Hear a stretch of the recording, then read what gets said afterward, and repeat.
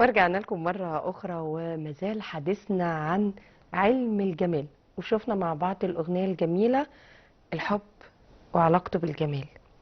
الجمال بيحلي الحب ولا الحب هو اللي بيظهر الجمال؟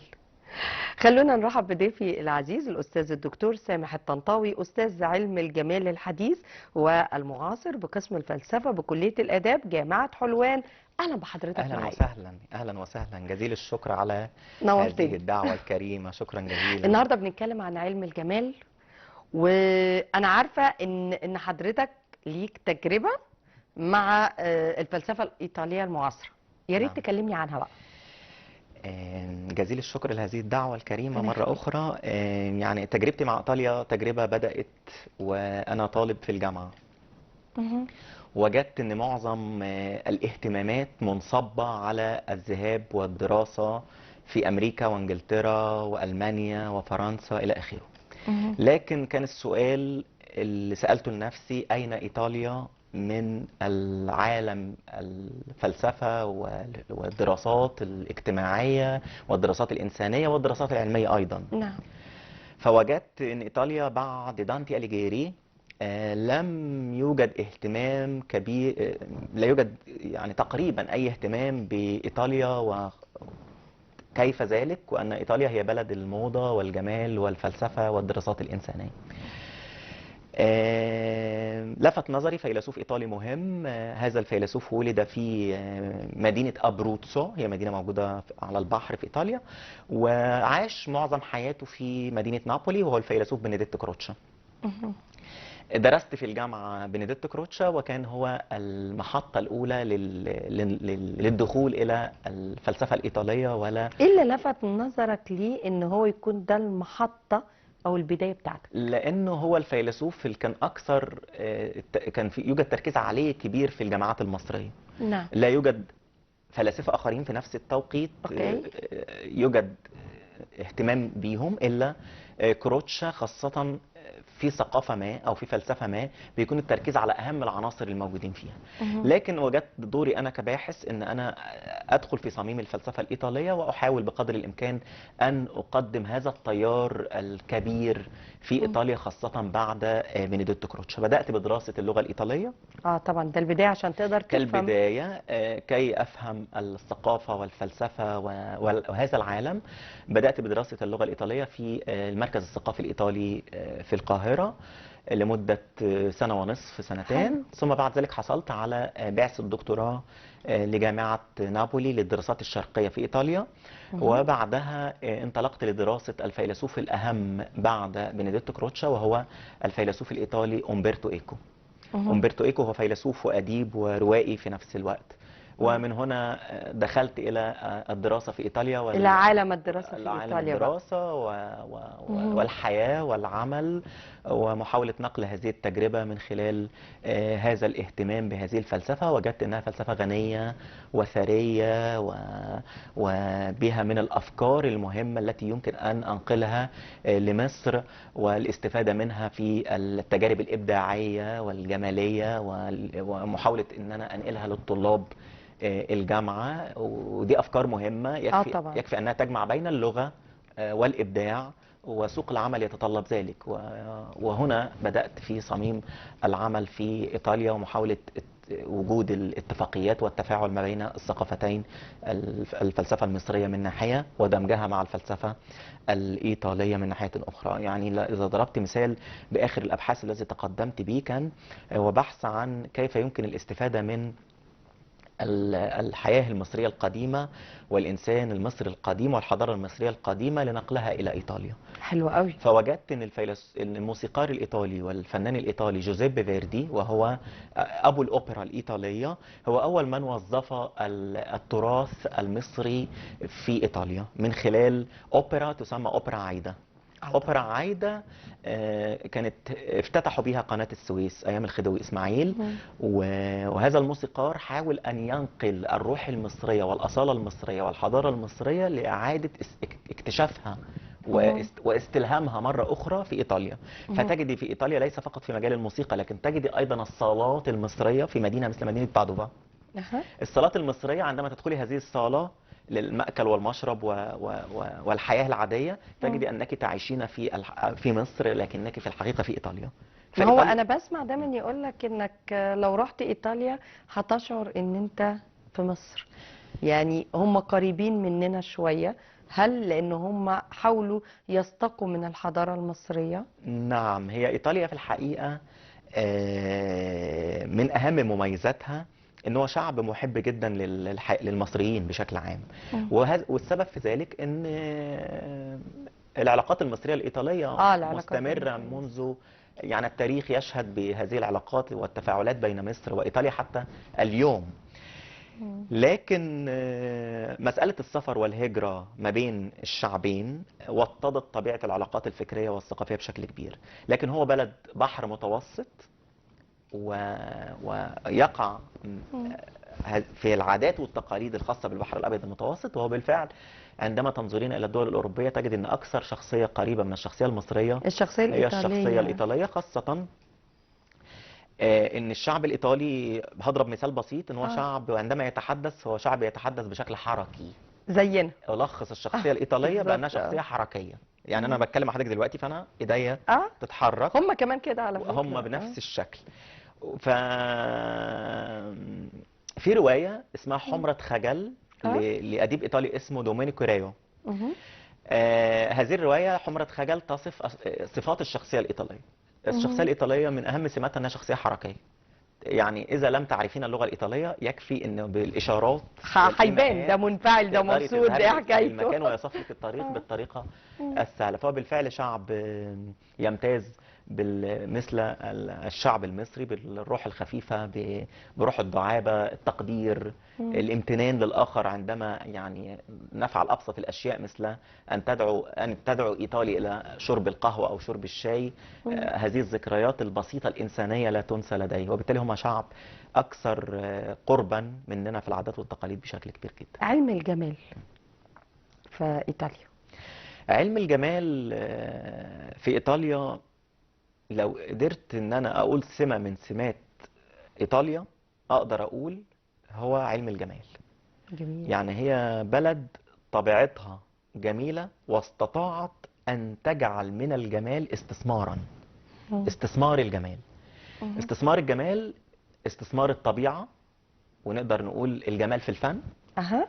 يعني الجمال في الفن إذا نتحدث عن الطبيعة فتجد الطبيعة بما فيها الاستدامة الخضراء اللي هو التنمية المستدامة اه فتجدي بلد تميل طبيعتها جبال، طبيعتها بحر، طبيعتها آثار. إيطاليا في اعتقاد الشخص يستطيع أن ألخص مدينة مثل روما إنها متحف مفتوح. مم.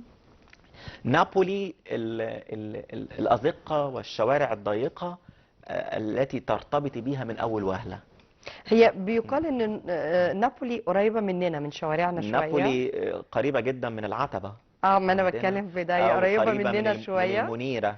بالظبط. فهي شبيهة بهذا الشكل. مم. لكن إيطاليا في اعتقادي الشخصي كمتخصص في علم الجمال وفلسفة الفن هي بلد استطاعت أن تركز في علم الجمال على دراسة كل ما هو إبداعي مهم. وكيفية نقل هذا الجمال لأن يصبح له دور في السياحة جميل. وله دور في استقبال الضيف بوصف ضيف لابد أن يستمتع بهذا الجمال. انتقل علم الجمال بوصفه تخصص أسسه في منتصف القرن الثامن عشر ألكسندر بومجارتن إلى أن يتم تطويره في بلد مثل إيطاليا إلى أن يصبح له وظيفة تجديدية في الحياة. نعم. إلى أن ارتبط الجمال بالحياة، بالملابس، بالمأكل، بالمشرب، بالطبق، مهم. بدورات المياه، بالصالون، بستايل اللبس، بالموضة، مهم. بالسينما، بالمسرح. علم الجمال في إيطاليا هو علم لم يكتفي فقط بالتنظير، لكنه علم انتقل إبداع إلى كمان. السياسة لتجد اليوم ما يسمى بعلم الجمال السياسي. علم علم الجمال الجمال السياسي. السياسي وهو العلم الذي يقدم أفكار ونصائح للسياسيين: كيف يجلس، كيف حلو قوي. يتكلم، كيف اه يتحرك، كيف يأكل، كيف يتقدم للآخرين، كيف يعبر عن أفكاره بمنتهى الصدق والإنسانية. هو علم دخل في مجال السياسة وبالتالي هو العلم الذي يعطي مم. للسياسيين كل الأفكار التي من خلالها يستطيع السياسي أن يظهر بشكل مشرف في ضوء الاتيكيت وفي ضوء الاحترام الآخر وهو وكل الاتيكيت من ما. علم الجمال برضه. نعم نعم. فهذا العلم استطاع أن ينتقل من قاعة المحاضرات الجامعية إلى أن يتحول إلى أن يصبح له وظيفة اجتماعية. علم الجمال الآن في إيطاليا يدرس الحضارات الأخرى، بجانب ذلك يرصد العادات والتقاليد في المجتمعات الأخرى. لتجدي مثلا من بين الدراسات التي يركز عليها الإيطاليين مثل الحجاب وربطه بالموضة.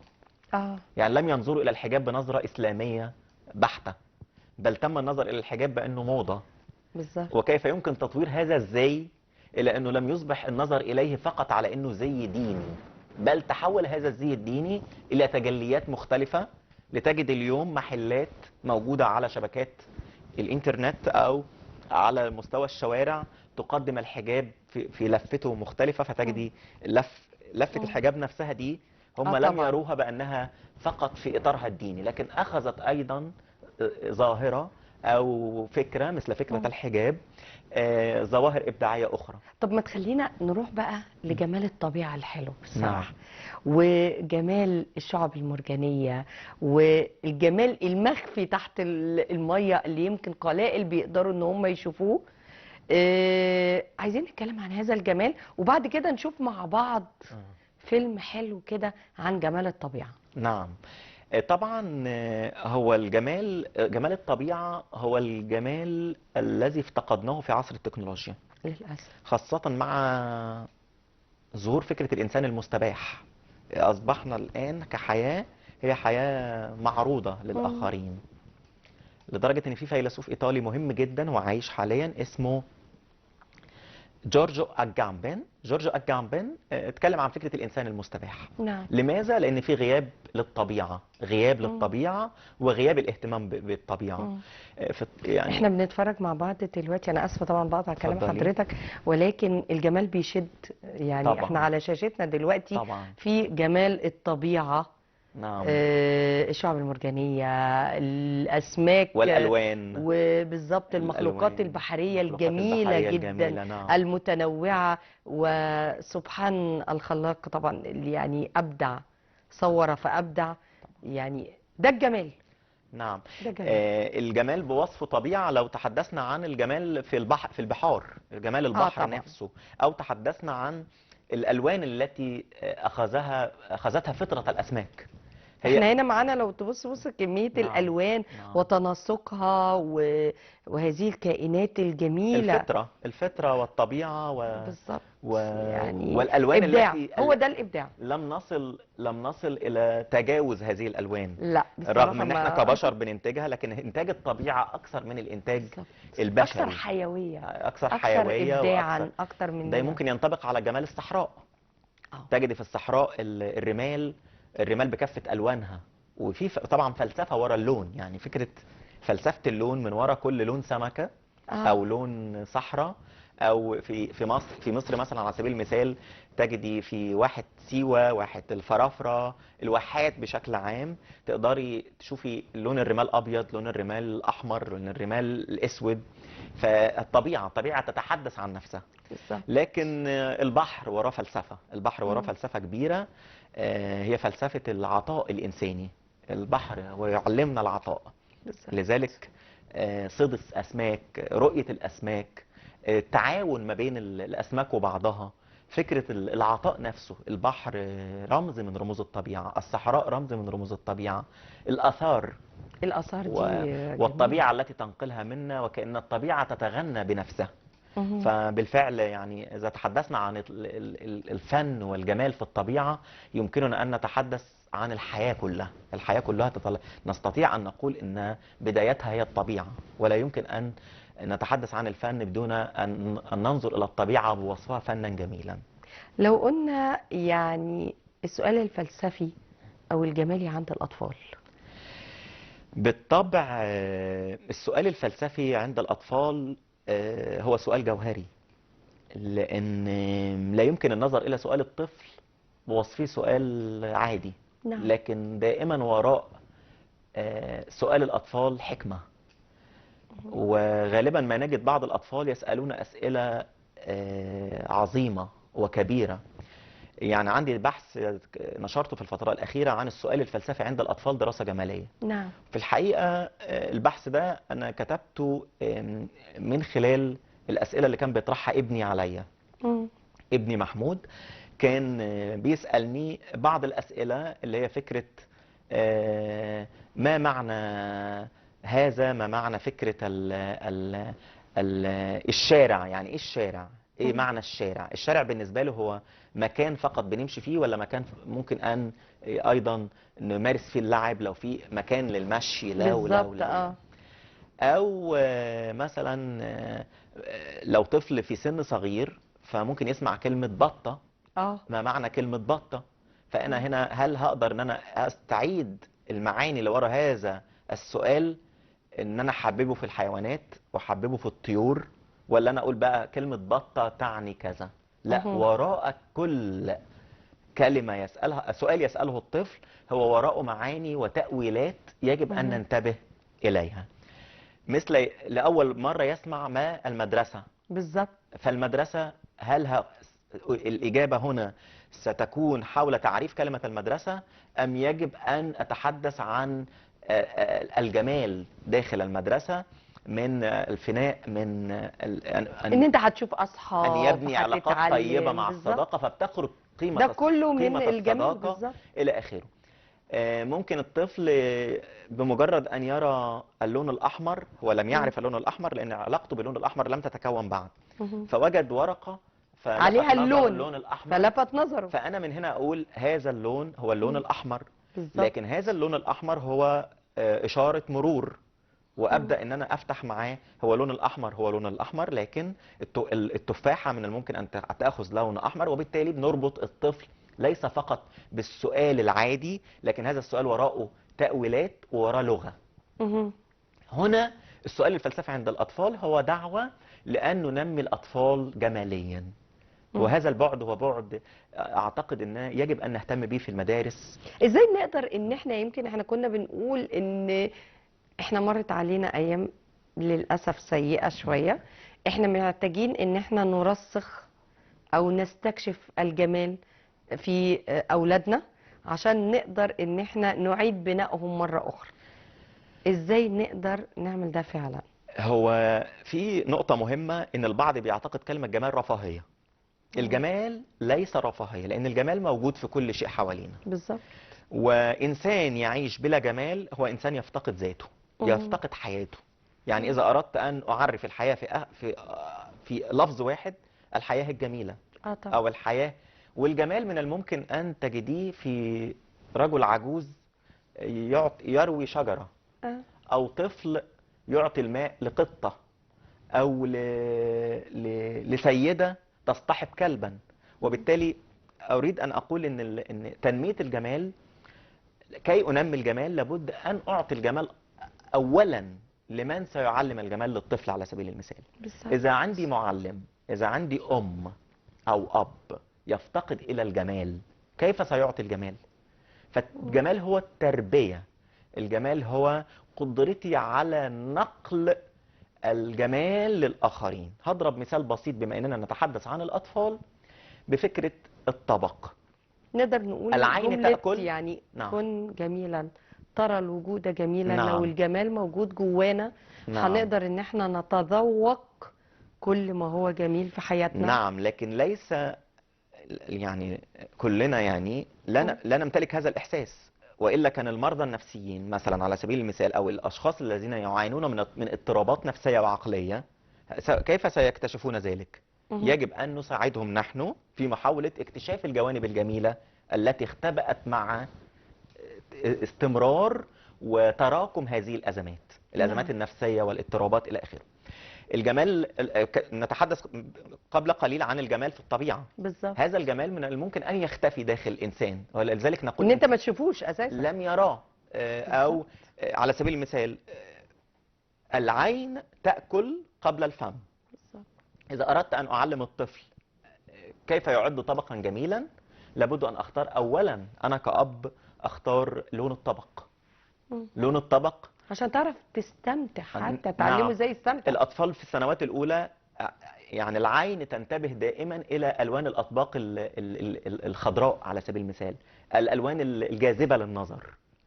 من الممكن ان انا هنا احببه في اللون، وعندما يأكل احاول ان اقول هذا اللون جميل، هذا اللون الله اللون ده رائع، الله هذا اللون رائع. اريد ان اوصل للطفل نوعين من القيم. القيمة الاولى ان الغذاء، قيمة الغذاء في نمو الانسان. نعم. لكن على الطريق الموازي اقول له ان الطعام ليس كل شيء في الحياة، وبالتالي انقله من الوظيفة البيولوجية العادية إلى الوظيفة الطبيعية، إلى وظيفة أخرى مهمة لملء البطن، وألا وهي الوظيفة الجمالية. هنا مهم أن نأكل، لكن مهم أيضا أن نستمتع بالحياة. نعم. يأتي ما يأتي عن طريق القدوة. بالظبط. القدوة ومحاولة أن أكون أن أمتلك أنا تربية جمالية، وهذا مهم جدا في التعليم الجامعي. يعني نعلم الطلاب قبل أن أطلب من حضرتك شيء أسأل أسئلة بسيطة. هل متاح ليك تساعديني؟ تجد ممكن البعض يقول اعمل فعل الأمر، يعني يتعامل بطريقة الأمر. لكن علم الجمال بيعلمني ان انا اطلب الذوقيات. هل متاح؟ امتى وقتك هيكون متاح ان انا تشرحي لي الفكرة دي؟ فكرة علم الجمال بيعلمنا السبيس كمان، ان انا ما ينفعش اكون جنب حد واقترب جسديا. احترام الخصوصية. مين يسلم على مين الاول، السيدة ام الرجل، ابعاد كتيرة جدا بيعلمها لنا علم الجمال، ازاي نتعلم بالفعل نكون نمتلك الذوق ونمتلك الجمال في افعالنا وسلوكياتنا. علم الجمال وعمليات التجميل. نعم، هذا موضوع كبير، لكن يعني ألخصه بشكل سريع. من الدراسات الأخيرة اللي قدمتها كانت دراسة عن المفارقة ودورها في صورة الجسد. المفارقة، مفهوم المفارقة، البارادوكس، البارادوسو في صورة الجسد. عمليات التجميل طبعا النهاردة لو شفنا سنجد ان منتشرة قوي، وتحولت لجزء منها إيجابي وجزء منها سلبي. الجزء السلبي منها بيحدث تشويه في بعض الفطرة الجمالية اللي اتوجد بيها الإنسان، لدرجة أننا نميل إلى الجمال الطبيعي ونقول على الجمال الآخر إنه جمال صناعي. بالظبط. والبعض يشبه من يعني يمرون بأكثر من عملية تجميلية إن هم أشبه بالمومياء. لا، وشفنا هوس كمان، وهوس طبعا، عمليات الهوس التجميل بالتجميل بشكل كبير جدا. لكن عمليات التجميل مهمة. ما هو التجميل هنا معنوي ومادي. يعني مثلا على سبيل المثال زراعة الأعضاء، أنا بشيل عضو من الجسم وبحط عضو تاني. في فيلسوف مهم، فيلسوف فرنسي، اتكلم عن الدخيل على الجسد. هو يقصد هنا العضو اللي تم استبداله بعضو تاني. بالظبط. يعني بيتم شيل العضو القلب القديم وأضع قلب أكثر سليم. أكثر. فهو ناقش فكرة الدخيل على الجسد. هل أنا بعيش بقلبي القديم ولا بعيش بقلبي الجديد؟ طبعا هذه فكرة إيجابية، إن طبعا. أنا أساعد إنسان في إنه يعيش أكتر، وإنه يتخلص من القلب المؤلم أو من المعاناة اللي بيشعر بيها ويقدر إن هو يعيش. فعلم الجمال هنا يجعلنا نقترب أكثر ما هي التعديلات التي تتطرق على الجسد وستعطي بهاء وجمالا وجلالا إلى الجسد. لكن علم الجمال ينتقد عمليات التجميل المرتبطة بالتجارة والهوس وفكرة الأمراض النفسية التي ستترتب على عمليات التجميل. لا للأسف يعني صعبة جدا عمليات التجميل، خاصة صعب في مجتمعنا ومجتمعات أخرى، ومجتمعات برضو الأجنبية في العالم كله. الهوس وطبعا علم الجمال بيساعدنا ان احنا يكون عندنا رضا ذاتي عن أنفسنا، وبالتالي عندما نكون لدينا لدرجة ان بتجدي بعض الحالات يقبل أسنانه كما هي، يقبل شكله كما هو. خلينا نقول التصالح مع الذات هو قمة علم الجمال. بالظبط، يعني هو يساعدنا على هذا الانتماء إلى الذات الداخلية. أستاذ دكتور سامح الطنطاوي، أستاذ علم الجمال الحديث والمعاصر بقسم الفلسفة بكلية الآداب جامعة حلوان، انا بجد سعدت بحواري مع حضرتك جدا وميرسي جدا. جزيل الشكر والتقدير. شكرا لحضرتك. وشكرا للأسئلة الجميلة التي شكرا يعني ليك. تم طرحها، لأنها بالفعل ألمت بتجربة مررت بها في الآونة الأخيرة. ربنا شكرا يكرمك جزيلا. يا رب، جزيل الشكر. وباذن الله يبقى هناك المزيد جزيل من الشكر. التجارب يعني. شكرا أتمنى. شكرا ليك. جزيلا. ألف شكر. فقرتنا انتهت، لكن لسه كملين معاكم ولسه معانا فقرات